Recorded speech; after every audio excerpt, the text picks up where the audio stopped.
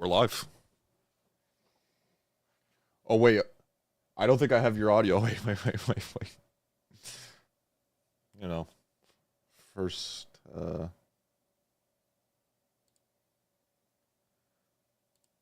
technical difficulties.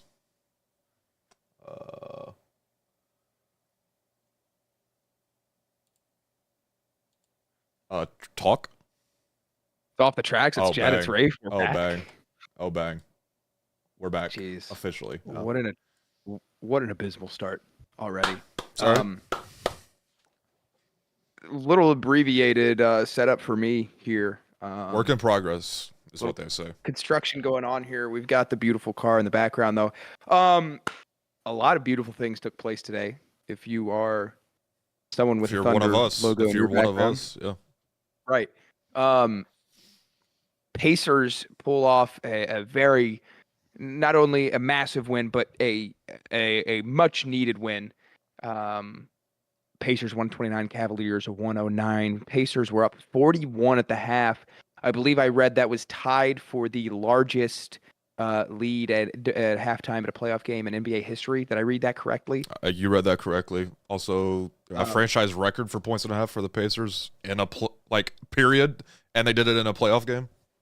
and a playoff record for most assists and a half. I mean, listen, I will say this. Objectively, Sure. that word gets thrown around a lot, but objectively, a lot of worries for the Pacers after Game 3. I mean, it was really Cleveland's first game fully healthy, and the Pacers just came out and just it was absolutely brutal. They got out rebounded like it was nobody's business, and that was what it came down to. What was can they rebound the basketball against this team? I mean, I don't have the exact number, but it was like 45 to 20, whatever it had been.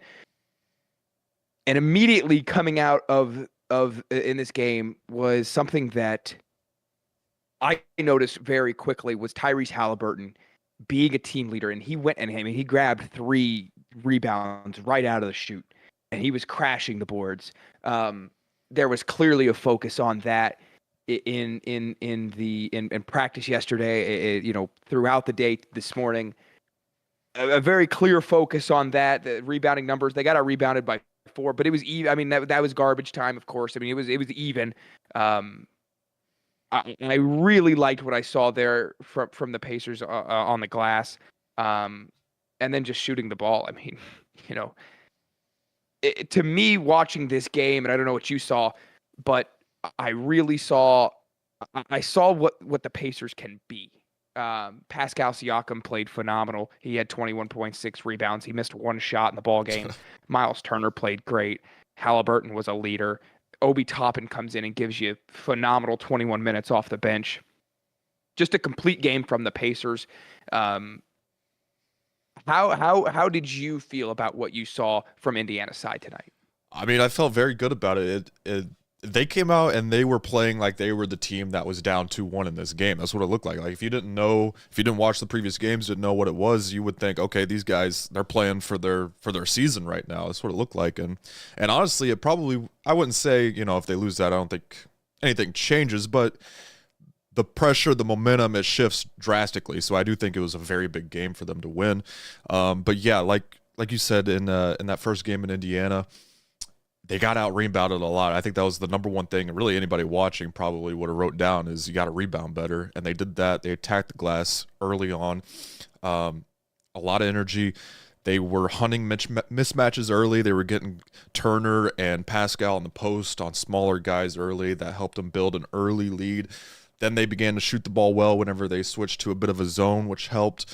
And then by halftime, I mean, it was just don't make any drastic mistakes, play decent basketball, and you probably win that game. And that's what they did. But yeah, I thought they came out and they played harder. They wanted it more, and that was the thing that stretched that out so much early on.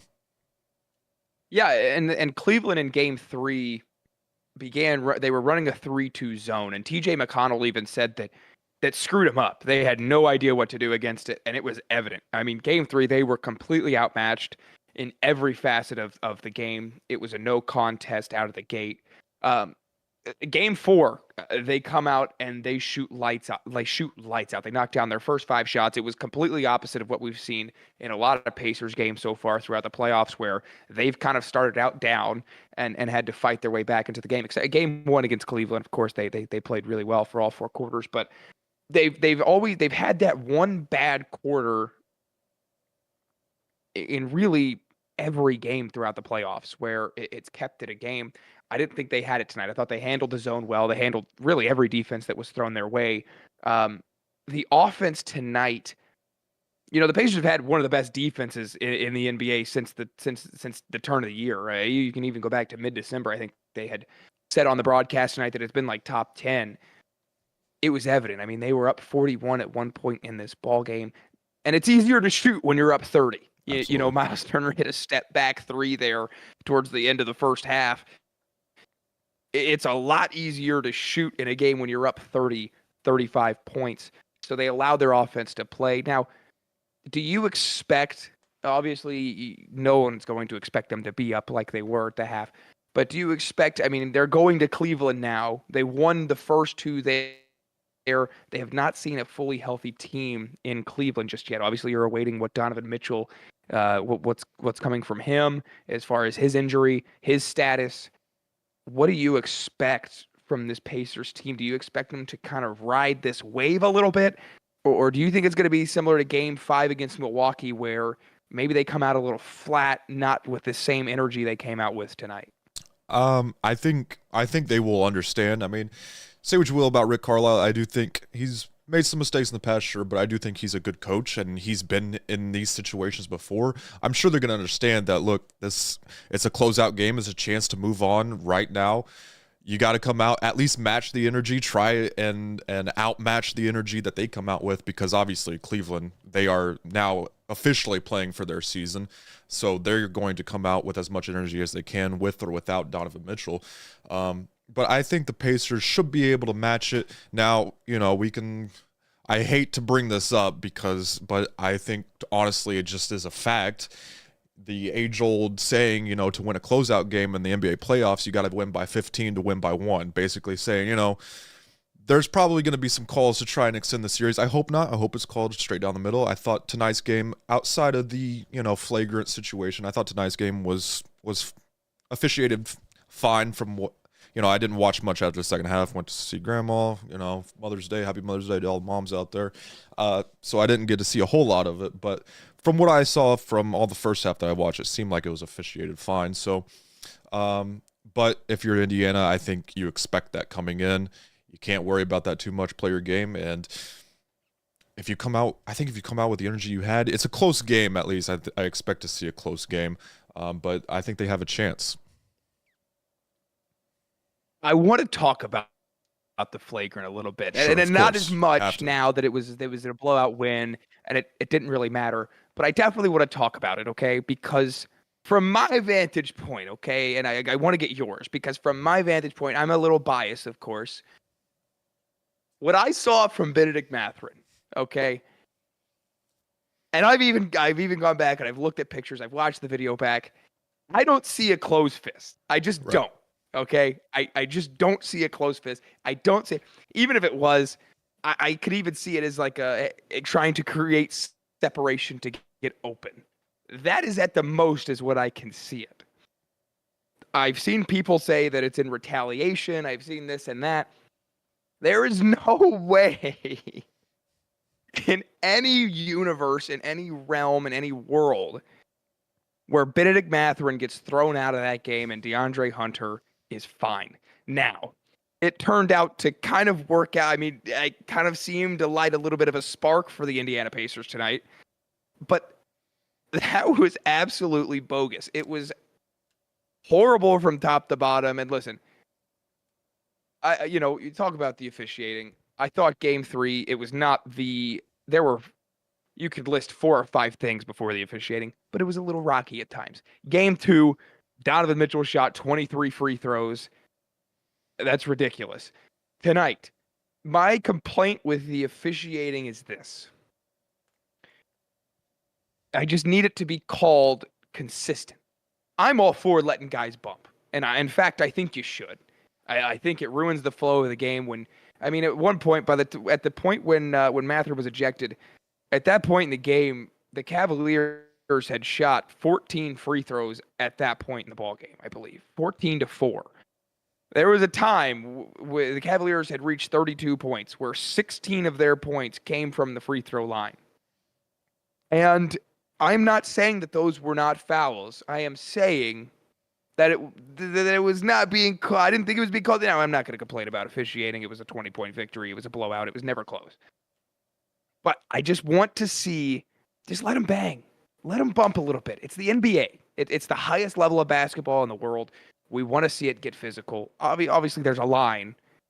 Yeah. But it just kind of, to me, goes back to, I don't know what they saw in that review, and that's why I want to get your opinion on it. I don't know what they saw in that review to say, all right, we not only do we have to throw Bennedict Mathurin out of the game, not only are we going to leave DeAndre Hunter in the game, even though what he did was 4 times, 5 times, 10 times worse than what Mathurin just did, but we're also going to give Miles Turner a technical as well for coming in and retaliating. If your take is that DeAndre Hunter retaliated, Turner retaliated as well, and he got a technical. So I want to get your take on this. Yeah, it was very, very intriguing to see how they handled that. Look, I'm all for going back, looking at it, and seeing what caused it all. I think that should happen more often. It's always, we always hear, second guy gets caught, second guy gets caught. I'm all for going back and seeing what happened, and seeing what caused it, and try and catch the first guy if you can. From what I saw, from what Mathurin did, I think it was something, because I think I'm not going to call them punches. I don't think they were full-on punches, but he threw a little, I don't know, jab maybe, I don't know, whatever you want to call it. But he threw one before the one that kind of doubled him over a little bit. I think it was just something to kind of get under his skin a little bit, which obviously worked. So I won't, but, he didn't really hit him all that hard either. But I don't know, maybe he hit him just right and knocked the wind out of him, because he did kind of, it didn't look like necessarily a flop, but I don't know. Either way, I think if you're going to throw one guy out, you got to throw the other out, because not only did he go over, it's like there was so much time in between it. It's not like they were tussled up together there for a little bit. There was so much time. He walked all the way across the court to go shove him down.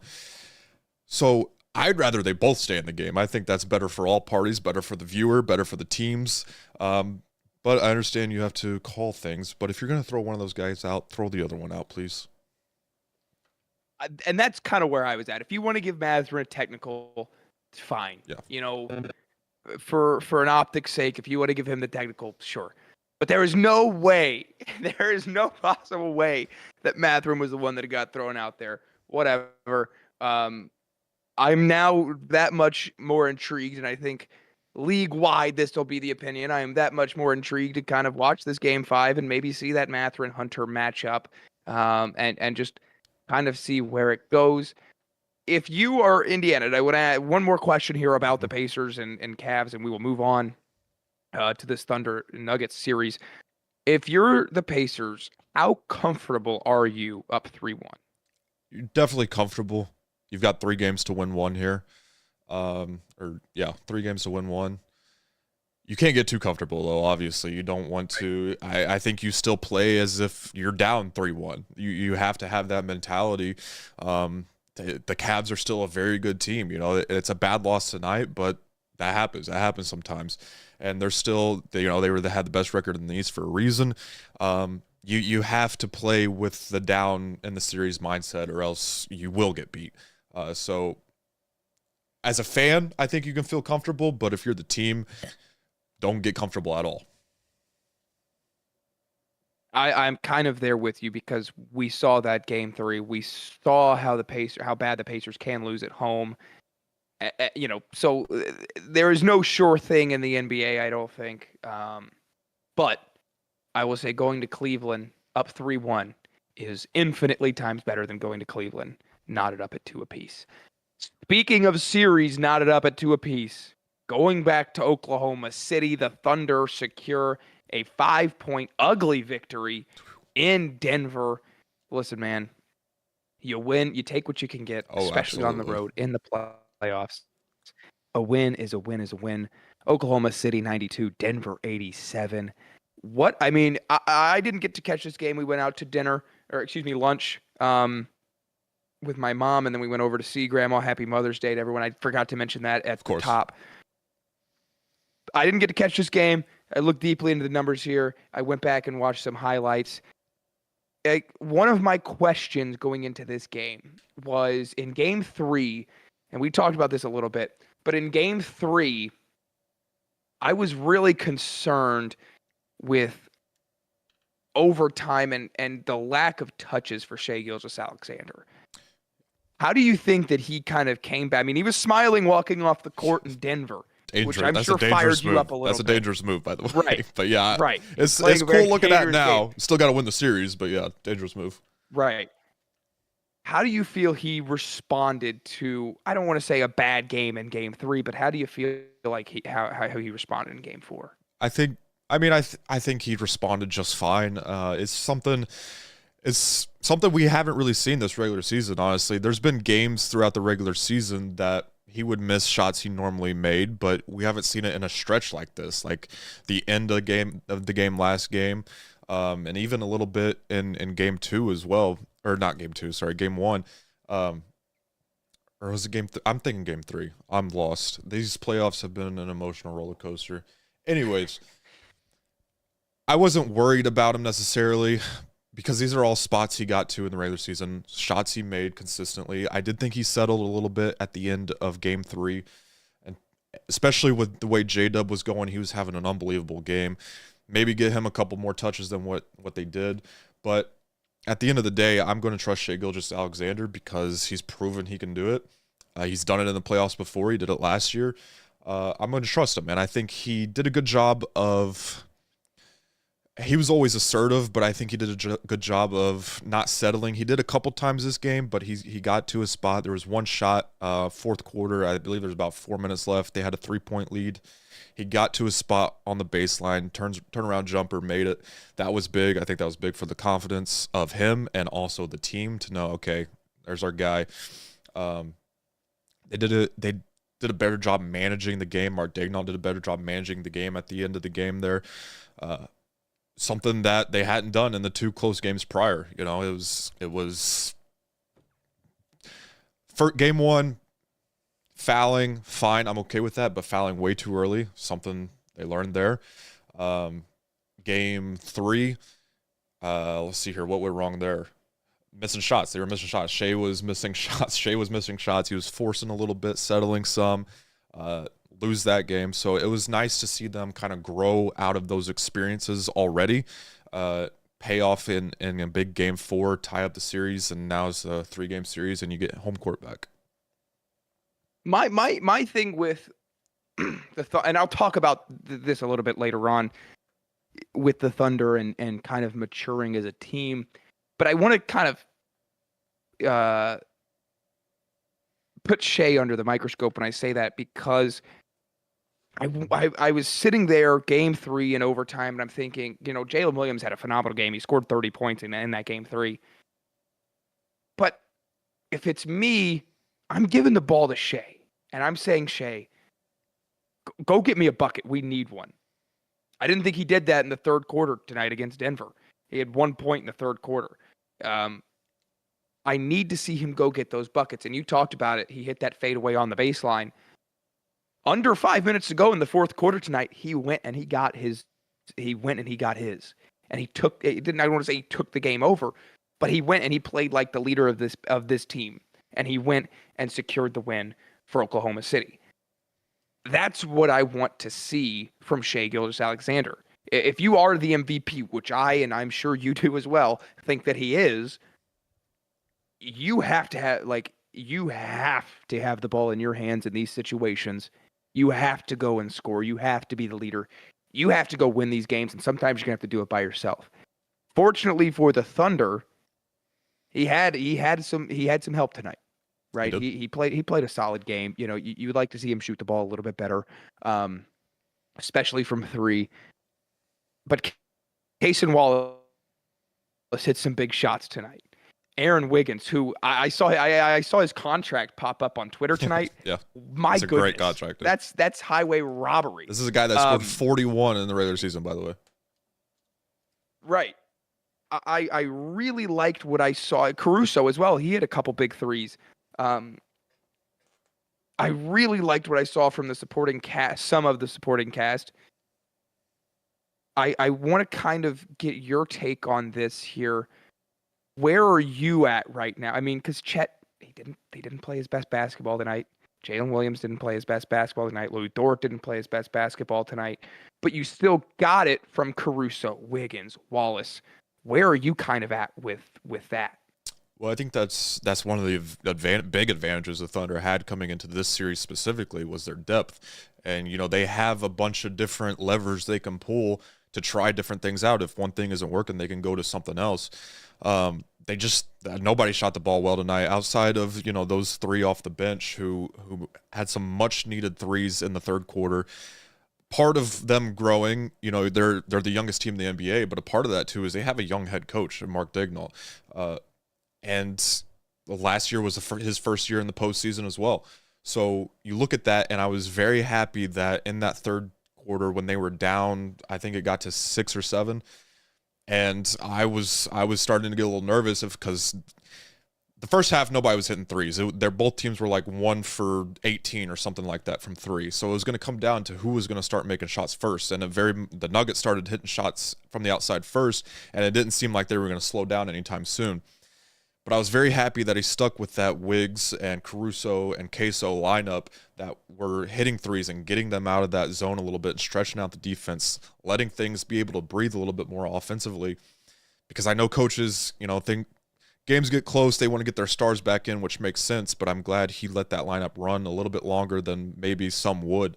But yeah, it was big shots. And look, Chet had a bad game. He had a good first series. He had a great first series. Some series just aren't for players. I think Chet can still provide big minutes and provide big thing. He had a great stretch in game 3, I believe it was, to start the game, and he's had some decent stretches in this series. But sometimes when it's closing time, something I feel with Dort too, who hasn't shot well this series, he's going to have to be able to shoot. These guys are going to have to be able to make shots because I guarantee you Denver's going to sit back in that zone early on in the game and do it until the guys make shots. So, it might be a series where Dort has to sit out and Kaysen plays and, Alex Caruso plays more, Aaron Wiggins a little bit more, and maybe Chet sits down a little bit as well. That's just the way it goes. But that's a strength for Oklahoma City is they have that depth and they have those options. So use it. Don't be scared just because those guys are your starters and your star players, and they are star players, but don't be afraid to go to that more often. The reason that they're going to have to hit more shots here is, yeah, you got out with a 5-point victory tonight. But Nikola Jokic is not playing his best basketball the last 3 games. He scored 42 in game 1. The Thunder, we won't talk about it, but an absolute colossal collapse there. Yeah. Again, we will get back to that in a moment, but Nikola Jokic, I don't want to ask the question of, are you worried about Nikola Jokic? Because obviously you're always worried about a player of that caliber. But does it kind of sit in the back of your mind a little bit? Okay, he shot 6 of 16 in game 2. He shot 8 of 25 in game 3. He shot 7 of 22 in game 4. He's hit 4 threes in the last 3 games. He's gone 4 of 22 in that span. Is it kind of in the back of your mind of Nikola Jokic? He's going to turn it up at some point in time. It's a matter of when. Is that kind of in the back of your mind right now? It 100% is. And, I thought tonight was going to be that night. I thought 2, I won't necessarily call them bad games, but, rough-ish games for the Nikola Jokic standards. I thought we were lucky to get 2 of those. I was like, there's no way we're going to get 3 of those types of games. I feel like there's no way you're going to get 4 or 5 of those types of games. So it does kind of feel like a sleeping giant at this point, just waiting for him to wake up. So, yeah, you have to take advantage of these opportunities. He's one of, if not the best player in the league, depending on who you ask and who you talk to. Just the things he can do is unbelievable. So he's number 1 on the scouting report, just like Shai's the number 1 on the scouting report on the other side, and you can kind of feel that in this series, the way the defenses have game planned against those guys. It feels like they're forcing them into the areas they want to be effective in the game, sure, but not be the MVP guys. Outside of obviously Jokic's game one, which kind of got overshadowed by the Aaron Gordon game winner. But yeah, it does feel like it's just a matter of time. So yeah, you have to take advantage now while you can, if it's not too late already, which it very well could be. Now, I want to get back to this point that I've wanted to bring up about the Oklahoma City Thunder. Now, last season when they lost to Dallas, I kind of thought to myself, they needed this. It's a young team. You got to get you got to get a little skin. You got to get a little dirty. You have to learn how to lose in order to learn how to win. But I watched that game one, and I thought to myself, this team still is immature. This team still doesn't know how to win. I watched the end of game 3, and I'm thinking to myself, this team doesn't know how to win. I watched tonight. They come back from down 6, and they win this game. It's just back and forth here with this team. You're 2-2. You've got 2 home games. I don't necessarily want to ask how comfortable are you with that, but do you think that this team, they are clearly the in my opinion, the better team.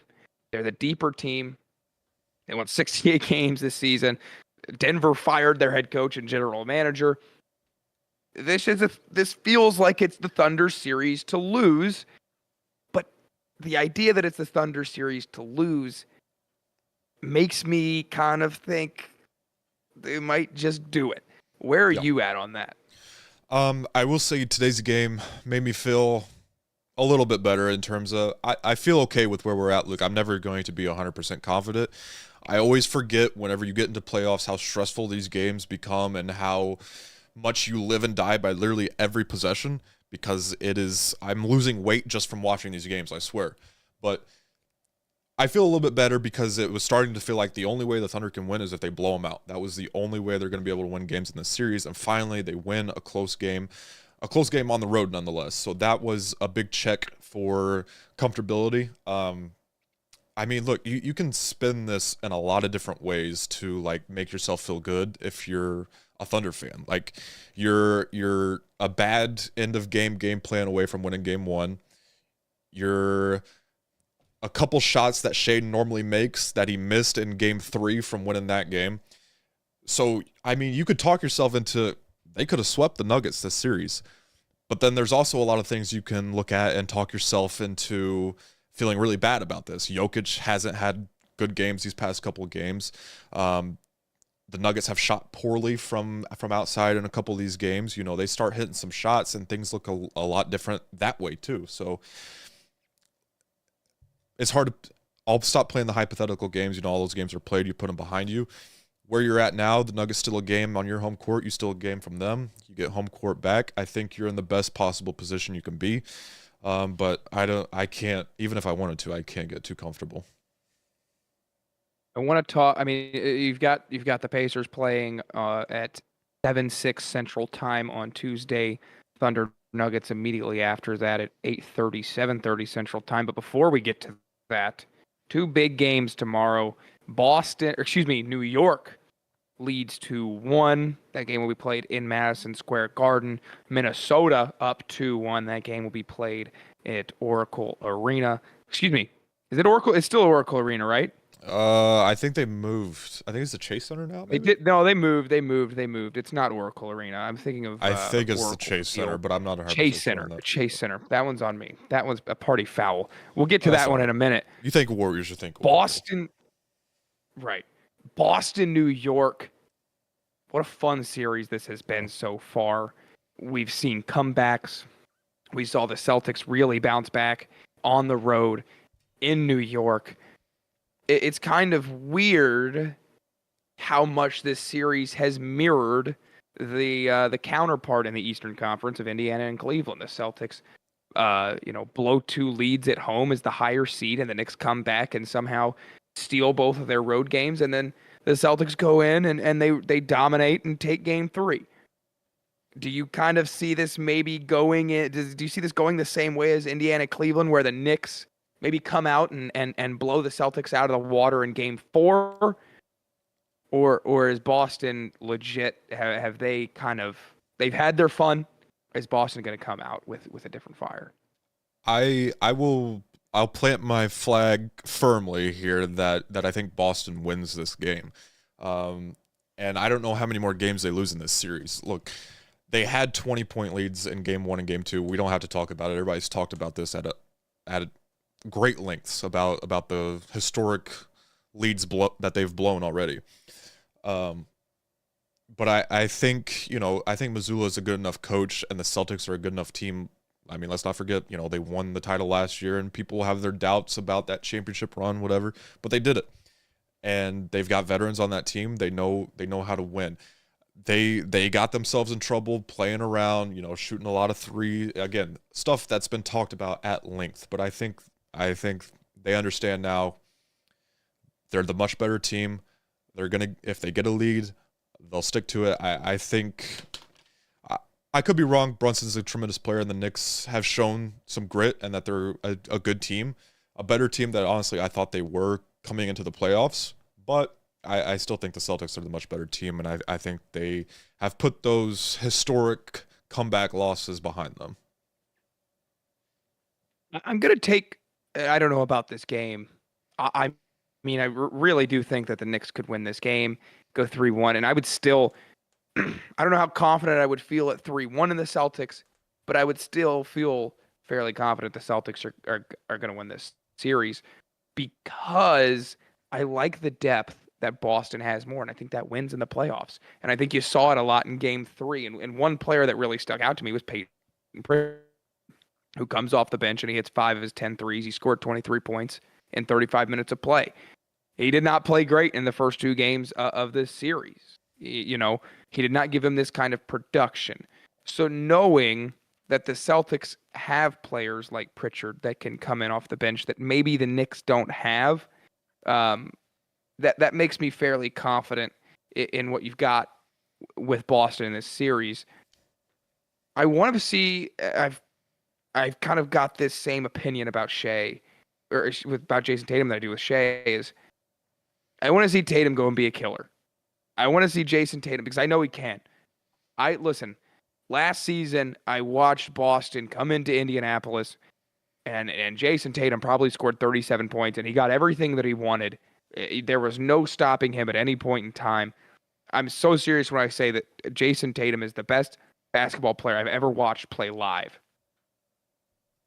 That's what I have to see from Jason Tatum in Game 4 here. I need him to go out and say, listen, I'm a top 3 player in this league.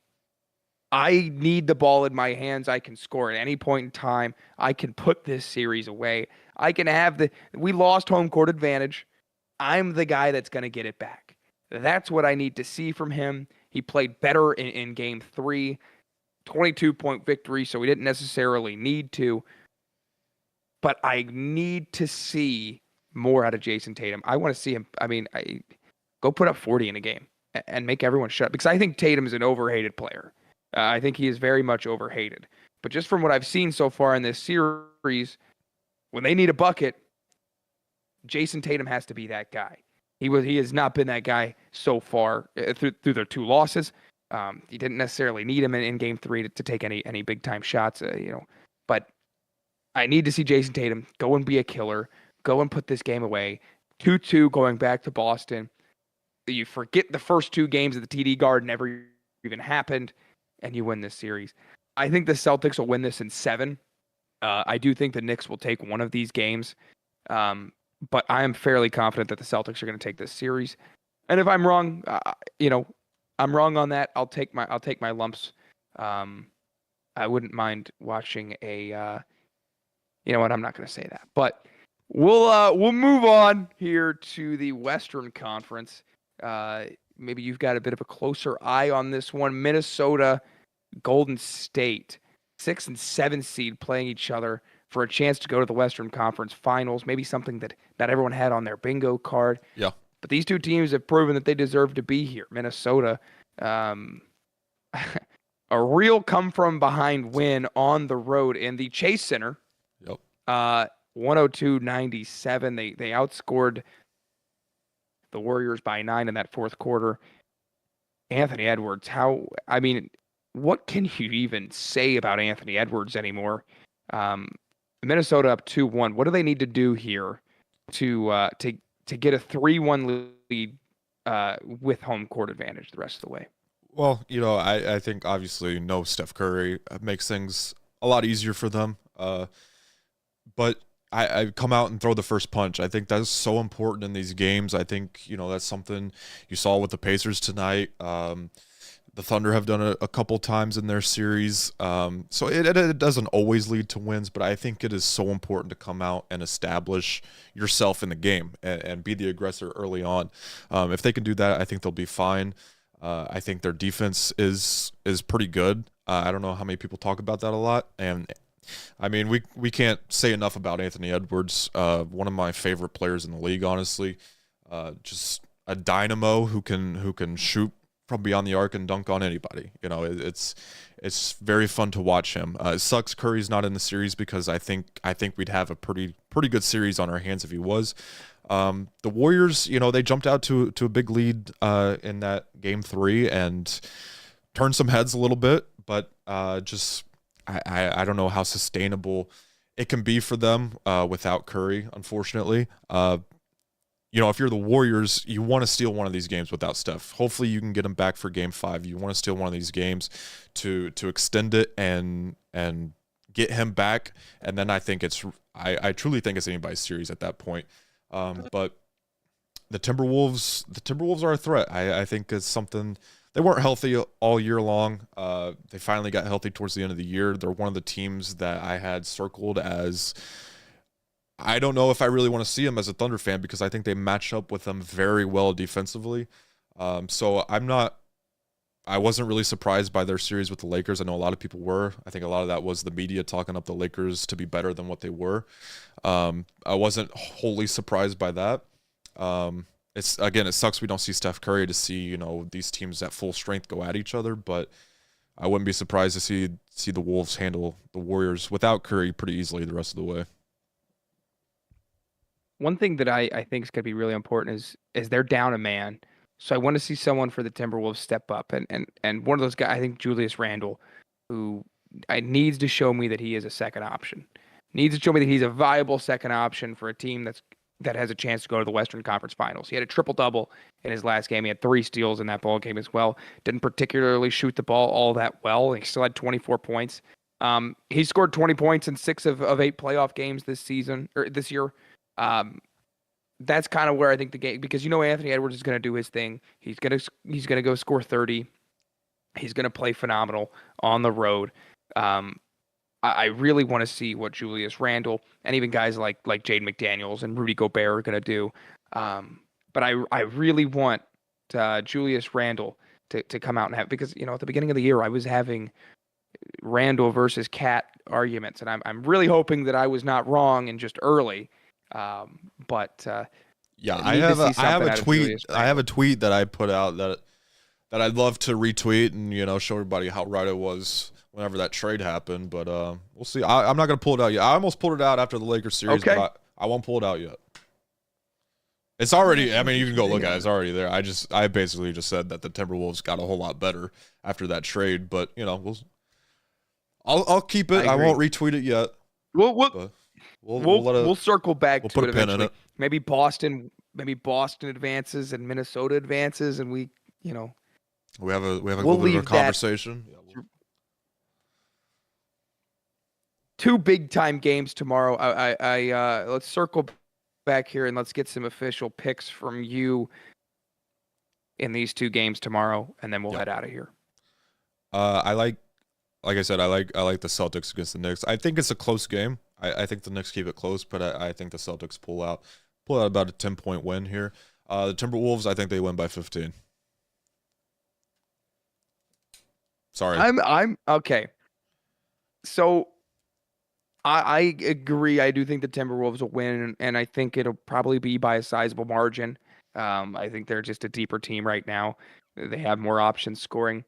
This Boston Knicks series, I am a little bit more concerned about, just because, like I said, it's kind of mirroring this Cleveland Pacers series where maybe Knicks fans are thinking, oh, well, here we go again. So maybe, just maybe, but the Knicks just don't play well in Madison Square Garden for some odd reason. I don't know what it is. I don't know what the energy is. Boston favored by 6.5. I'm going to take Boston to win. Would you take those 6.5 points? Yeah, I mean, I think the way this plays out is it stays within 10 really throughout the whole game, and then just late, the Knicks are going to be fouling and the Celtics push it out. I think that's where I think they get that double digit lead. But I will say though, as you said, the two Eastern Conference matchups right now have mirrored each other a lot. I will say the one difference is my confidence in the Celtics versus my confidence in the Cavs. I've remained really uber confident in the Celtics throughout, I won't have you talk on this because, I know, like I get it. But I will talk from the outside with no skin in the game. I've remained uber confident in the Celtics even though being down 0-2. The Cavs, I don't know, maybe it's I hate the thing though. I will say I hate the thing of, saying teams can't do it because they haven't done it before. No team has ever done it until they've done it. Okay, look, I get, you got to get in the playoffs. I know you got to get in the playoffs and, experience that and take your bumps and bruises where you can. But look, nobody's ever done it until they've done it. So I don't really subscribe to that a whole lot. I do think it plays a little bit, but if you're good, you're good.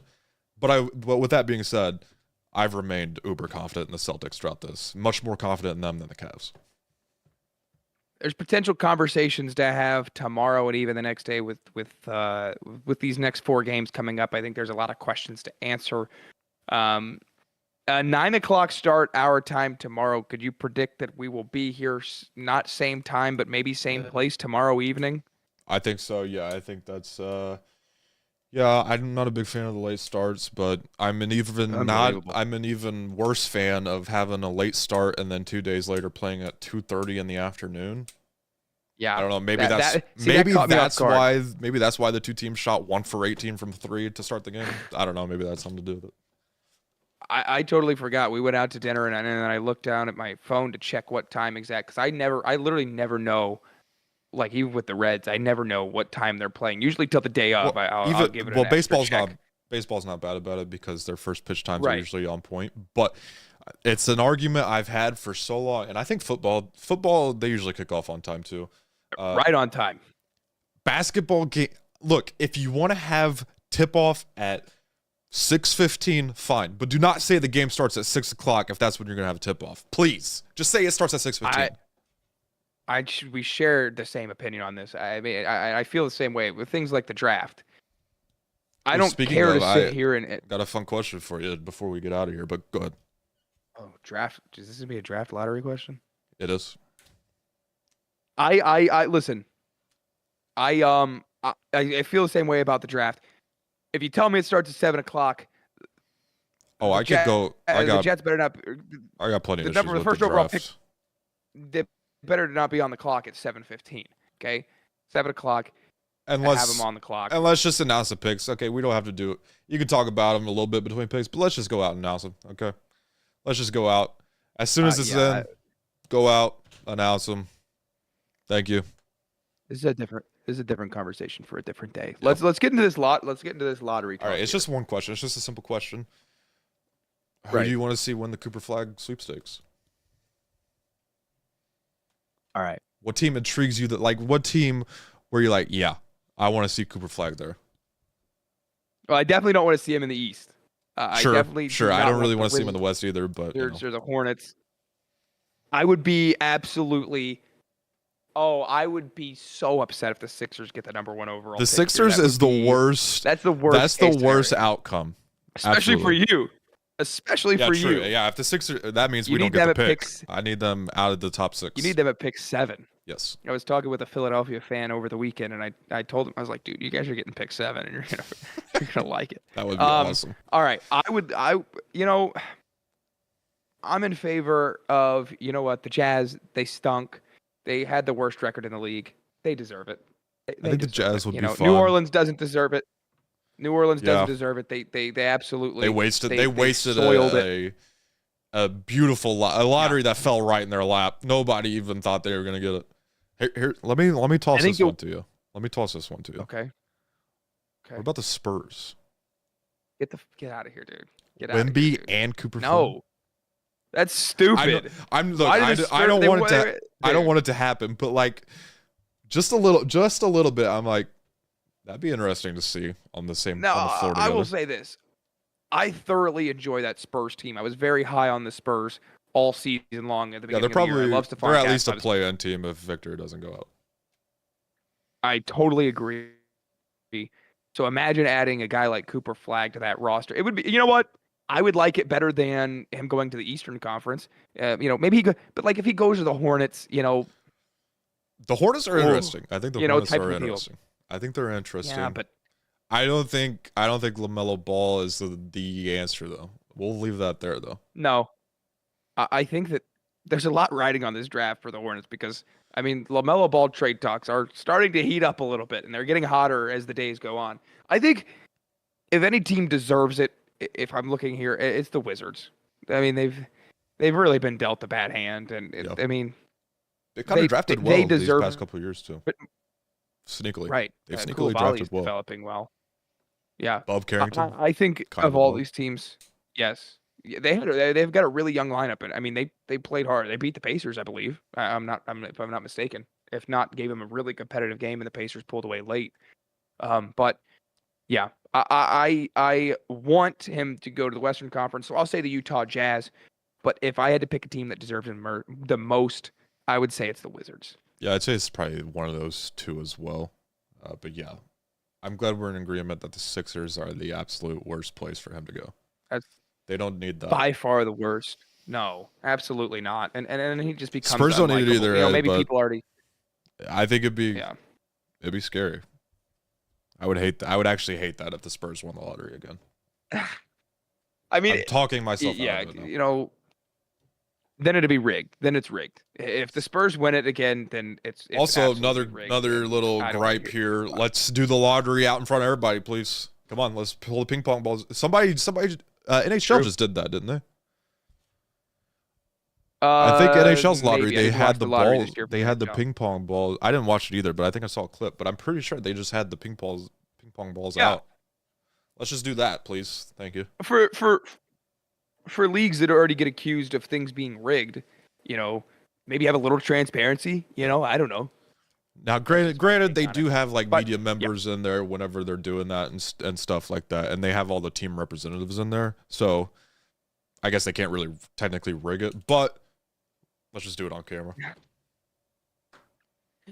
I want to watch. If I was in the lottery here, I want to be. I mean, this would be like this is our playoffs. You could watch in real time. Like all those people already know. I'm pretty sure they already know. I don't know. Maybe not. Maybe I'm wrong. But you could watch in real time as ping pong balls are getting pulled. If there's a general manager on stage and he was tanking for the number one pick and he doesn't get it. Yeah, you can see the reaction of them getting it, or if they don't get it and they're about to get fired, you can see that reaction in real time. So get pick 5 like the Pistons did a few years back. They drafted Jaden Ivey. Yeah, I don't know. That would be interesting. That would be. I mean, it's a way to make money too. But yeah, well, dude, that's at 6:00 tomorrow. I think so. Yeah, something like that. Right before Boston, New York. Wait, what are you doing at 6:00 tomorrow? Probably nothing. Maybe a quick live OTT reaction. Yeah, maybe in the cards. Could be. Maybe in the cards. And then stay on the line for the game. No, I'm just kidding. All right, here we go. There's potential there, but I definitely want to do the recap tomorrow evening after Minnesota Golden State. Catch us here for that. For all of you that tuned in, anyone that's still watching, thank you so much for coming out. It's late. Shoot, dude, this has been every bit of 45 minutes, an hour. 52 minutes and counting. It's a great live stream. Great games tonight. I'm sure there'll be great games again tomorrow. We're going to have them here. Rafe, God bless you. Happy Mother's Day, man. Absolutely. Thank you. Happy Mother's Day to you too. And to every fine mother out there. I don't know. I don't know. I had a great Mother's Day. I got weekend tickets today. I knew. Actually, I was an insider in that one. I knew that was happening. But yeah. Interesting that you got a present for Mother's Day. So I didn't get anything. Early birthday present. Early birthday present. What can you say? You know, I don't know, man. It was a great Mother's Day for me, so I'll take that Yeah. one and I'll run. You take your Thank you wins when guys you so can. much for watching. Hate to cut you off there, but I'm ready to No, go to go bed. ahead. I'm tired. Let's go ahead. It's off the tracks.